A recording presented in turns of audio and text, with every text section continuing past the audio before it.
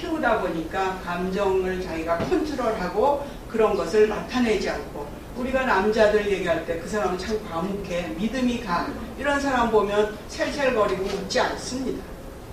묵직하죠. 자기 말 잘 안 하죠. 근데 사실은 그런 사람 마음은 굉장히 여릴 수도 있습니다. 이게 훈련을 통해서 이렇게 남자는 표정 관리도 하고 자기가 지금 어떻게 느끼고 있다, 그런 표현을 잘 안 하고 지내게 된다는 거죠. 그런가 하면 여성들은 굉장히 감정 표현이 많습니다. 그러니까 대화하는 데 있어서 남자들이 듣고자 하는 본론은 언제 나오나 기다릴 정도죠. 자기가 지금 어떻게 느끼고 있다 하는 것을 계속 얘기들을 많이 하기 때문에요. 그러면서 남자들이 그렇게 표현 안 하는 거에 대해서 참 무감각하고 정말 아주 둔하고 뭐 이런 식으로 막 평가를 하기도 합니다. 또 남자들은 대화하면서 직장에서나 가정에서나 늘 듣고 싶어하는 말이 뭐냐, 자기 능력을 인정해 주는 거예요. 성공한 사람이라는 말. 사실 남자들이 하루 종일 사회 나와서 굉장히 어렵게 살죠. 가족의 수호자 역할을 하기 위해서 자기 상사, 진짜 자기 마음 같아서는 주먹으로 그냥 한 대 갈기고 싶지만 얼마나 그 앞에서 인사 잘하고 말 잘 듣습니까? 제가 정말 공직에 들어가서 남자들 사는 거 보면서 이야, 참 정말 놀랍다 하는 거 듣습니다. 뒤에 와서는 뭐 욕을 정말 무섭게 하는데 그 앞에 가서는 그렇게 공손하고 예 알겠습니다 뭐 이렇게 대답하고 나오는 거 보면 여자들은 그렇게 못하죠. 내 마음에 안 들면 셀쭉해가지고 상사한테도 약간 그 표현이 보입니다. 아주 그런 하는 이유가 뭐냐, 결국 우리 사회에서 막 하는 말이 목구멍이 포도청 뭐 이렇게 얘기를 하지만 가족을 지키기 위해서 그런 모든 굴욕을 참고 있는 거죠. 그러니까 실제 자기가 듣고 싶어하는 거는 자기를 인정해주고 자기가 능력 있는 사람이라는 거, 말 듣는 게 아주 남성들이 사실은 말하는 그 근 속에는 이런 게 많이 숨어져 있습니다. 그러니까 남자들은 칭찬을 많이 해줘야 돼요. 그래야 또 내 말도 잘 듣습니다. 남자하고 맞쓰기 시작하면 그때는 진짜 힘들어지는 거거든요. 자, 그러면 여자는 어떠냐? 어쨌든 로맨틱한 대화를 참 좋아합니다. 물론 이거는 뭐 자기 애인이나 남편하고의 관계에서 그렇고요. 그리고 자기 말을 잘 들어주는 사람을 우선 좋아합니다. 제가 대학에 이렇게 나가서 강의를 하는데 학교에서 저를 봐주느라고 수요일에 하루 다 강의를 몰아줬어요. 그 6시간 강의를 서서 내내 하죠. 근데 아침에 1시간 반 운전하고 가고 저녁에 올 때는 차가 밀려갖고 또 2시간 반. 그러니까 그날은 완전히 12시간 노동을 해요. 근데 2006년에 처음에 대학에 가서 그걸 하니까 강의하고 온 날 밤에는 막 다리에 쥐가 나더라고요. 그 다음날 아침에 남편이랑 앉아서 밥 먹으면서 나 어젯밤에 막 다리에 쥐가 났는데 이게 안 풀려갖고 진짜 지금도 너무 아파. 이렇게 얘기를 합니다. 왜 그런 얘기해요? 우선 내가 이렇다. 이해받고 싶고요. 위안받고 싶어서 하는 거예요. 근데 제 남편은 그렇게 듣더니 그러니까 버스 타고 다니라고. 겨우 제시해주는 해결책이 그겁니다. 진짜 너무 그럴 적에는 내가 왜 이 남자랑 결혼했을까? 옛날에 사귈 때는 아니랬는데 이런 생각이 납니다. 자기 자신도 모르게 뭔가 해결책을 제시하려는 게 있어요. 그러니까 저녁에 남편이 들어왔을 때 여보 나랑 얘기 좀 해 했을 때 나 내일 아침에 일찍 가야 돼 그러고 막 피하죠. 아까 그 어휘뱅크도 다 텅텅 비었지만 뭔가 해결책을 제시해야 되는데 지금 뭔가 앞뒤도 모르고 아내가 뭔가 얘기를 하자 그랬을 때 굉장히 당황한다는 겁니다. 자, 그래서 우리가 사회생활을 하면서 여성들이 마이너리티로 지금 살아가고 있기 때문에 남성들이 어떤 생각하고 있는지 우선 잘 알 필요가 있어요. 저도 남편과 아들 둘, 남자들 속에서 살면서 남자들 세계를 많이 들여다보고 어떻게 하면 소통을 잘할까 노력을 해봤는데요. 잘 할 수 있는 방법이 뭐냐. 우선 남성이 메이저니까 거기를 이해하고 거기에 맞춰줘야 되겠다 하는 생각이에요. 그러려면 남자하고 얘기해서 뭔가 정말 의논을 하고 싶으면 뭐에 대해서 얘기하고 싶다. 언제 어디서 만나자 이렇게 미리 주라는 겁니다.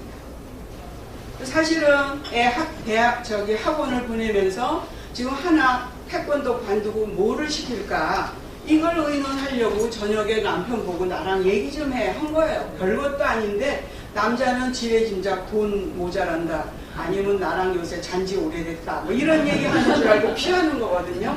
사실은 어떤 과목을 학원에 보낼까 이 얘기 좀 하려고 했는데 피하는 거죠. 자, 그러면 아침에 갈 적에 여보 우리 둘째 태권도 관두고 뭐를 시킬까 그거 오늘 저녁에 집에 일찍 와서 같이 의논 좀 했으면 좋겠어요. 하면 알았어 하고 가죠. 가갖고 자기 나름대로 회사 동료들한테 요새 무슨 학원이 뜨고 어떤 과목을 시키고 뭐 얼마가 적정한 그 수준이고 이런 거를 다 알아갖고 집에 일찍 옵니다. 그 얘기하면 정말 남성의 자존심도 지켜주면서 좋은 아이디어를 많이 내주죠. 그래서 남성들이 그 논리적 두뇌를 작동시킬 수 있도록 미리 이렇게 해주는 게 참 중요하고요. 제가 공직에 있을 적에도 뭔가 의논할 때는 다 모여서 뭐 회의합시다 이런 게 아니라 미리 다 자료를 만들어서 줬습니다. 예를 들면 우리 팀의 의사소통에 문제가 있다. 이건 내일 우리 몇 시 회의를 잠깐 하자. 좀 생각 좀 해갖고 오시라. 이렇게 놓으면 각각 뭐 많이 준비들을 해갖고 와서요. 정말 활발하게 의견들을 내고 그 다음에 이제 그 팀이 잘 돌아가는 그런 경험들도 있습니다. 또 남자들은 보면 아주 표현이 간단명료하고 직접적 표현을 합니다. 이게 여성하고는 굉장히 달라요. 간접적으로 표현하고요. 우회적으로 표현하고 여자들의 표현 속에는 아주 여러 가지가 다 함축이 되어 있습니다. 이 부분에서 남성들이 미치는 거예요. 못 알아듣는 거죠. 이제 어디를 갈 적에 남편이 운전을 하고 여자가 옆자리에 앉았습니다. 2시간 운전을 하고 나서 아내가 이렇게 얘기합니다. 하여간씩 얘기를 하다. 여보 당신 목마르겠다. 저기 휴게소에 가서 커피 한 잔 마시고 가자. 이렇게 얘기를 해요. 그때 남편이 그래 좋아. 그리고 휴게소에 들어가면 참 좋은데 에이 커피 마시면 또 화장실만 가고 싶지 뭐. 그리고 그냥 막 갑니다. 쉬지 않고. 그때부터 아내는 조용해요. 말을 안 합니다. 당신이 목마르니까 커피 좀 마시고 가자가 사실은 자기가 목마른 겁니다. 물 마시고 싶은 거예요. 그렇지만 여자들은 나는 어떻다. 자기 표현 직접적으로 안 하고요. 이게 공격적으로 들릴 수가 있기 때문에 우리 아이들이 목마르겠다. 당신 커피 마시고 싶지? 이렇게 하면서 우회적으로 표현을 합니다. 그거를 이제 남자들이 잘 알아들어야 돼요. 그래서 여자들의 말 속에는 1% 얘기하지만 그 속에는 99%의 의미가 담겨져 있다. 잘 모르면 물어보는 게 제일 좋죠. 그냥 한 번에 듣고 그냥 결정하고 자기 마음대로 행동하면 그때부터는 이제 여자가 셀쭉해져서 말을 안 한다는 얘기입니다. 자, 이렇게 해서 이제 문제가 생겼을 때 그럼 어떻게 해결을 하느냐. 여기서 또 굉장히 다른 차이가 보여지는 거예요. 저는 가끔 여성 지도자들 모이는 교육에 가서 무슨 얘기를 하다가 꼭 이런 얘기합니다. 여러분 집에 방 하나는 반드시 서재를 만들어서 남편의 공간을 만들어줘라. 왜 그러냐면 남자들이 사회에서나 가정에서나 언제나 우리가 어떤 문제에 직면하게 되는데요. 그때는 누구랑 의논을 하는 게 아니라 자기 혼자 이것을 해결을 하려고 합니다. 아까 독립과 자치 말씀드렸죠. 그래서 이게 도대체 어디서부터 잘못이 됐나 다 뒤집어서 쭉 다시 생각을 하면서 아 이건 이렇고 이건 이랬고 분석을 하면서 자기 스스로 시간을 필요로 한다는 겁니다. 침묵의 방으로 들어가는 거예요. 그래서 그게 해결이 되면 그 다음에 나와서 이제 다시 평상시처럼 얘기를 합니다. 근데 여성들이 이런 이제 남성이 갖고 있는 특성을 모르면 이상하게 요새 남편이 집에 와도 말도 잘 안 하고 밥만 먹으면 어느 구석에 앉아 있고 뭐 이렇게 뭔가 고민이 있다는 걸 여자들이 굉장히 잘 느끼죠. 그런데 여보 여기 무슨 일 있어? 회사에서 뭐 인사 있었어? 아니 뭐 요새 프로젝트 잘 안 돼? 아니 남자들이 말 안 해요. 그럼 나중에 이제 아내가 꼭 한마디 합니다. 당신 요새 여자 생겼구나. 그러면 이제 화를 벌컥 내죠. 알지도 못하면서 그딴 소리나 한다. 뭔가 문제가 있다는 얘기입니다. 가끔 회사에서도 보면 저 구석에 가서 혼자 담배 빡빡 피면서 창문 내다보고 있는 남자 뭐 고민하고 있는 거예요. 그래서 혼자 그렇게 공간 지능을 작동을 시키면서 스스로 해결하려고 하는 대신에 여성들은 지금 뭔가 문제가 있으면 이것을 그때그때 누군가하고 얘기를 하면서 생중계를 합니다. 얘기하면서 스스로 답을 그때 찾아냅니다. 막 얘기하다 이거였는데 저 혼자 알게 되는 거예요. 근데 이걸 말을 안 하고 있으면 이게 영 안 풀립니다.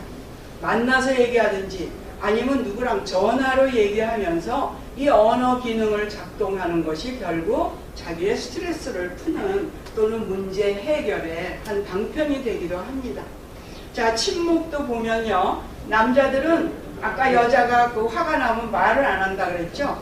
화가 진짜 나든지 아니면 남편에게 정말 징벌의 의미로 말을 안 하는 겁니다.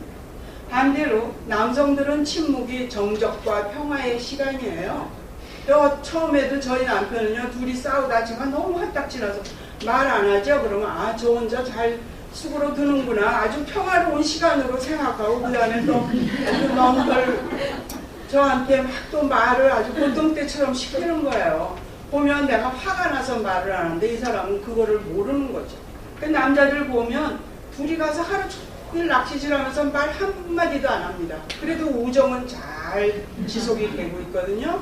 이렇게 그 서로 한 면을 보더라도 서로 행동을 다르게 합니다. 자, 정보라는 것은 남성들에게 파워입니다. 저기 지금 미디어 쪽에서 한 분이 오셨는데요. 저기야말로 남보다 빨리 알고 남이 모르는 거 먼저 알고 이게 이제 그 회사에서 저분이 살아남을 수 있는 전략이 될 수 있는데요. 그러니까 오늘 이렇게 아무도 남자 신문사에서 아무도 안 오셨는데 혼자 오셨으니 뭔가 이제 우위를 점할 수 있는 주제를 찾아내실 겁니다. 정보 그 자체가 하나의 권력을 결정하는 요소가 됩니다. 아침 일찍 왜 그렇게 신문을 봅니까? 깨자마자 왜 뉴스부터 틀어보는 거죠? 남보다 먼저 알기 위해서입니다. 그리고 남성들은 이렇게 정보를 아주 중요하게 생각하기 때문에 또 자기 알고 있는 것이 다른 사람보다 우위에 점할 수 있는 하나의 그 툴이 되니까 아주 어려운 말, 전문 용어를 그냥 막 씁니다. 대학에서 강의할 때도 보면 남자 교수들 강의하는 거 뒤에 가서 이렇게 들으면 학생이 알아듣거나 말거나 어려운 말을 막 씁니다. 그러면서 가만 얼굴을 보면 아주 만족한 표정이에요. 너희 모르지? 하는 표정. 그럼 여자 교수는 어떠냐? 내가 아는 게 중요한 게 아니라 이걸 어떻게 보면 쉽게 정리를 해서 애들에게 이걸 먹여주고 같이 알 때 나의 파워가 생긴다고 생각을 하는 겁니다. 그러니까 어떻게 보면 남자들은 전문 용어 쓰면서 막 지나가지만 여자 교수가 똑같은 주제로 강의를 할 때 보면 그것을 설명하려고 무지무지 애를 많이 쓰는 것을 우리가 들을 수가 있어요. 세미나에 가서도 마찬가지입니다. 이런 것들이 파워에 대해서 인식하고 있는 면도 참 다르고요. 또 우리가 그 살면서 보면 보호와 양보 차원에서도 보호는 센 사람이 약한 사람을 해주는 것이다.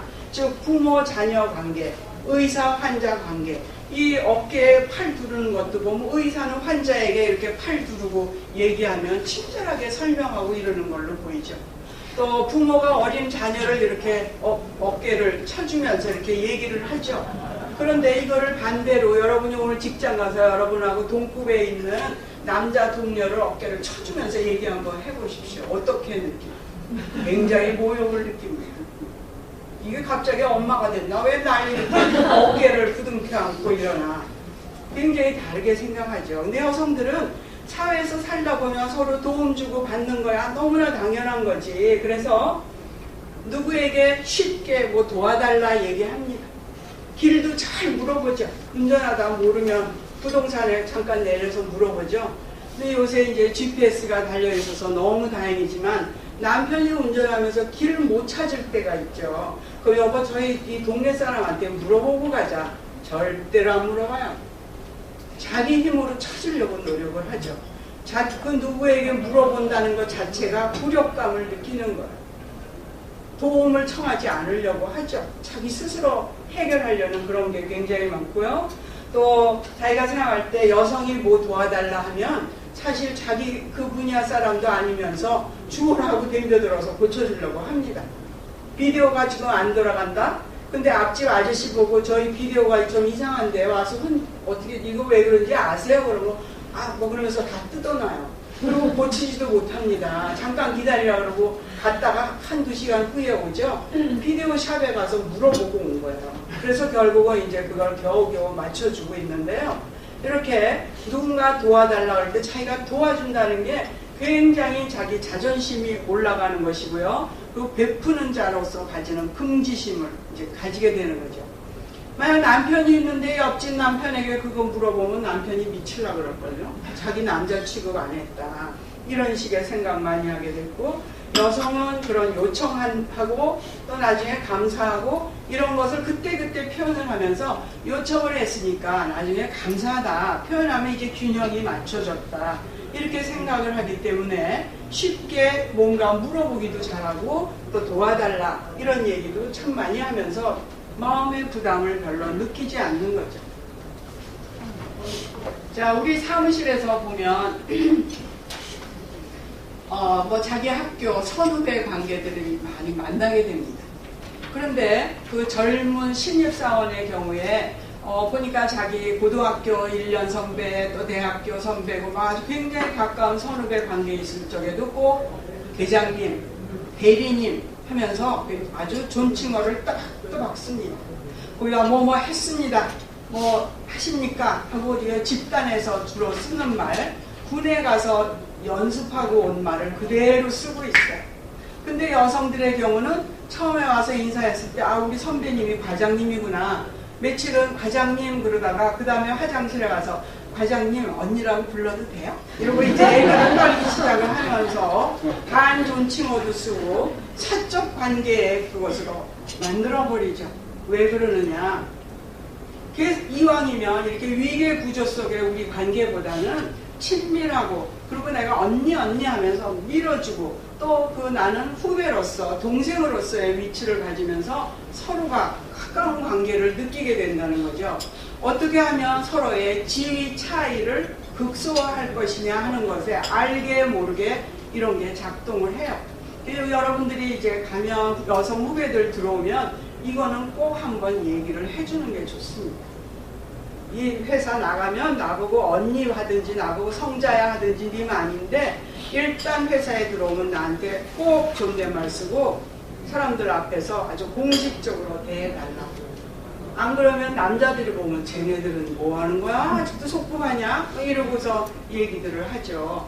그래서 공사 구분을 명확하게 할 수 있는 이것은 신입 직원에게 꼭 교육을 시켜야 되는 일입니다. 그게 이제 나도 지키고 그 후배도 지켜주는 일이 될 것입니다. 그리고 뭔가 잘못했을 경우에 남성들은 미안합니다. 제가 잘못했습니다. 이 얘기 웬만해서 잘 안 합니다. 뭐 이건 이렇고 저건 저랬고 설명이 구구하게